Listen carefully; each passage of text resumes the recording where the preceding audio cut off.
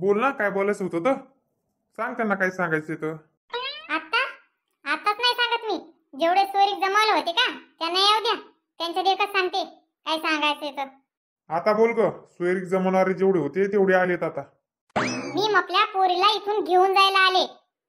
हा माणूस तिला रोज हाणतोय, मारतोय, त्रास देतोय. मी काय आपल्या पोरीला इथं ठेवत नाही. मी आपल्या सोबत घेऊन जाते. अहो पाहुणं, नेमकं झालंय काय हे तरी सांगा आम्हाला. लगेच तुम्ही पोरीला घेऊन जायच्या गोष्टी करू राहिलात. आपण मिटू, काय झालंय काय नाही तेवढं सांगा तर आम्हाला. नवरा बायकोचं सुरूच असतंय, घरोघरी मातीच्या चुली. झालं असं थोडंफार भांडण, मग लगेच पोरीला घेऊनच जायचं का? अहो पोरगी औषध प्यायला निघली होती आणि तू म्हणताय थोडंफार होतच असते. आता गोष्ट औषध घेण्यापर्यंत गेलती का? पाहुणा, तुम्हाला कसं ठावा असन? तुम्ही काय आमच्या पोरीकडे लक्ष देते का काय? तुम्ही फक्त सोयरीक जमूच तरच पुढं पुढं केलं, नंतर आमच्या पोरीकडे ध्यान पण नाही दिलं तुम्ही. ते काही असू, आता मी आपल्या पोरीला इथं 5 मिनिटं ठेवत नाही. घेऊन जाते मग आपल्या सोबत. बबिताला बोलवा ना. जे काय बोलायचंय ते आपल्या सोबतच बोला. तिला कशाला बोलवायचंय? अहो पाहुणं, मी कामाहून दमून थकून येतोय. हिला मी फक्त म्हणलो की मला जेवण वाढून दे, तर मला कशी म्हणती खायचं असलं तर घ्या वाढून आणि खा. ही काय बोलण्याची पद्धत झाली का? माणूस कामावरून दमून थकून येतो ना, मग हिला जेवण वाढायला पण जीवावर येतं का? तिला घरी काय काम असतात? दिवसभर नुसतं टीव्ही बघत असती, मालिका बघत असती. रात्री झोपायला तिला एक एक वाजतो टीव्ही बघून आणि मालिका बघून. जेवण वाढून द्यायला पण नाही म्हणली. माणूस रागात असतोय, मग मारली एखादी चापट, मग काय झालं? सगळ्याच तिनं तन केलं. माय बापाला फोन लावला आणि बोलून घेतलं. एक चापट मारली. अहो अख्ख्या पोरीच्या अंगावर गोळ्या आलेत आणि तुम्ही म्हणता एक चापट मारली म्हणून. पाहुणं, जेवण वाढून नाही दिलं म्हणून काही एवढं मारत असतात का? सासरे बुवा, मी तिला इतक्या दिवसात ना फक्त एक चापट मारली, तर तिने एवढा बोबाटा केला म्हटला की मारलं मारलं म्हणून. बबिताला बोलवा ना, तिचं पण काहीतरी म्हणणं असन, ती पण बोलन काहीतरी, मग सांगू आपण दोघाला समजून. अहो आम्ही आल्यापासून म्हणतो त्यांना बबिताला बोलवा म्हणून, पण ते काय बबिताला बोलवायचं नाव नाही घेऊ राहिले. ते म्हणून राहिले तर आम्हाला सांगा काय बोलायचं तर काय सांगायचं तर. अहो, इथं आम्ही सकाळपासून आलो, पण आम्हाला चहा नाही विचारला का, पाणी नाही विचारलं. अहो तुम्ही आलात आणि सुरूच झालात, मग आम्ही काय विचारावं चहा घ्या का पाणी घ्या म्हणून? हा बबिताला बोलून घ्या, मग आपण सांगू सगळ्यांना समजून. बबिता सांग काय झालं होतं? अहो काका काय सांगू मी तुम्हाला. हे माणूस भरलेला तांब्या उठून घेत नाही. हे सगळं मला त्यांच्या हातातच द्यावं लागतंय. आंघोळीला गेले का चड्डी द्या, टॉवेल द्या, साबण द्या, सगळं या माणसाच्या हातात द्यावं लागतंय. काहीच काम करू लागत नाही हो माणूस मला.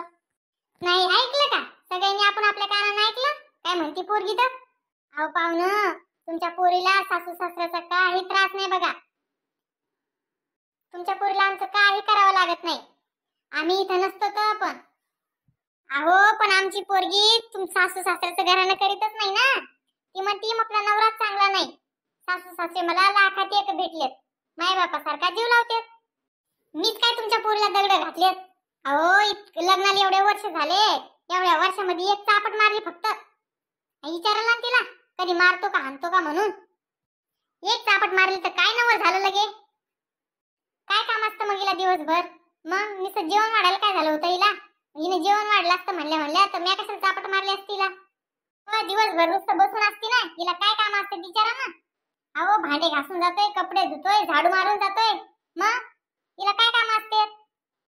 अहो पाहुणं, दिवसभरातून ती एक काम करते स्वयंपाक बनवायचं, ते सुद्धा ती ढंगाचं बनवत नाही. त्या भाजीमध्ये कधी मीठच जास्त टाकती तर कधी तिखटच जास्त टाकती. ते सुद्धा नीट नाटक बनवता येत नाही तिला. पण माणूस म्हणतो जाऊ द्या, कशाला छोट्या छोट्या गोष्टीवरून भांडायचं बोलायचं. घरात भांडण नको म्हणून माणूस गप्प बसतोय, तर तुमची पोरगी काय सुरूच होते लगे, तिचंच सांगत बसते. शेजारा पाजारच्या बघा ना सुना कशा वागत आहेत. हिच्या एवढं तर त्यांना सुख पण नाही, शेतात कामाला जातात, हिला घरी बसून नुसतं 2 कामं करायचं जीवावर येतं. ही काय सांगते तुम्हाला की हो माणूस काही करू लागत नाही, सगळं ह्या माणसाच्या हातात द्यावं लागतं. अहो पाहुणं, मी जेव्हा कामाला जातो तेव्हा ही आथरूनच लोळत असती आणि काय सांगते तुम्हाला की सगळं हातात द्यावं लागतं म्हणे. अहो पाहुणं, हिला आपले काम करायला फुरसत तर भेटली पाहिजे ना त्या फोन पासून. कानात बोळे घालून बसती आणि बोलत बसती फोनवर दिवसभर. मग आपले काम करायला कसा टाइम भेटन हिला?